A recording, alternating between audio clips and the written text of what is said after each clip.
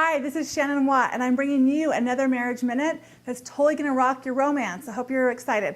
Today we're going to talk about Date Night 2.0.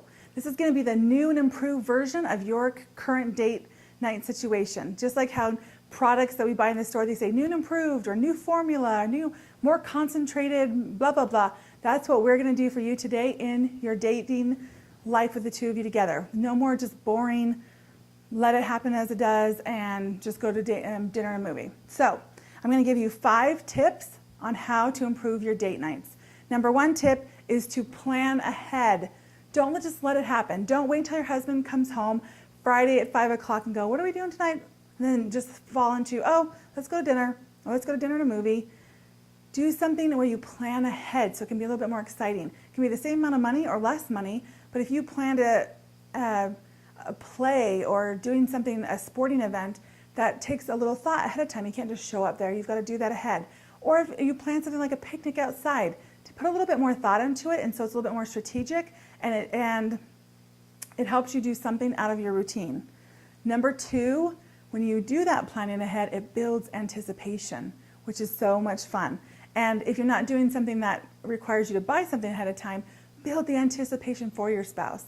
So say, for example, you're going to take them on a little secret getaway, or you're going to take them doing something random and different, going ice skating or bowling or something. Build the anticipation with little hints or clues maybe that you text them, or just say, oh, baby, you're going to be so excited about what we're doing, and just give them little hints to build that up so they're looking forward to it, rather than just wait until after they get home from work on Friday. Number 3 is to think outside of the box, which I kind of covered a little bit. Do something new and different that you haven't done before. Heck, you could even have a little picnic on the carpet, and watch a movie together. You could go somewhere that you've never been before. It could be something fun and simple that costs hardly any money. Maybe do a little date night that has to cost $5 or under. Just think outside of the box of what a date night looks like for you, so that you don't get caught in the same rut and the same mold of what you're always doing. Number 4, big tip. This is the time, once you leave on that date, as soon as he opens the door for you and you get in that car, there is no talking about kids or about business. This needs to be a moment where you check out from being just put on pause, being a mom, being a wife, being a business owner, and the husband same way. You're not a father, a business person, whatever it is you're doing. All those roles fall to the side. Instead, in this moment, you are boyfriend and girlfriend, and you're going out on a date. And so talk about the things you used to talk about when you were dating. Talk about current events that are going on. Talk about some funny thing you saw on Facebook. Talk about politics. Talk about where you guys are planning dreams and visions and things you want to be doing. Talk to each other as if you're just friends and boyfriend and girlfriend, and keep that connection alive, and not let all those other things back into your life in a couple hours when you get back from the date.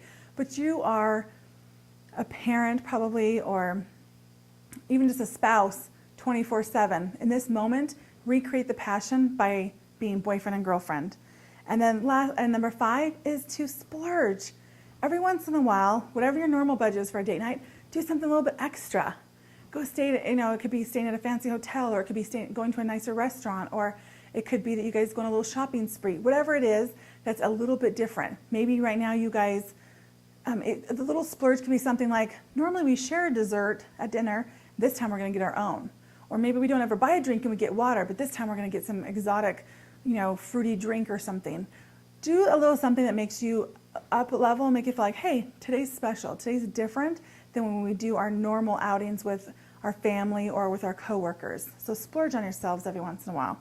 And my last bonus tip, this is number 6, I'm just throwing here as a little tip, is to write out a list of really fun dates that you guys can think of together, like brainstorm them, get together. That could be a date right there. You guys get together and brainstorm all the funny, cool, imaginative ideas you'd like to do on a date. Put them on a list.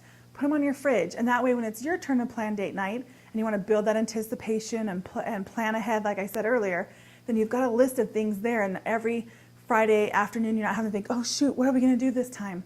You've already got a list. Pick something that's appropriate and go do it. This will take a lot of the stress out of date night, make it more strategic and planned out, will make it more fun, and make it more memorable afterwards. So that's my dating tip for you on how to up-level your versions of date nights and increase the romance and friendship in your own marriage.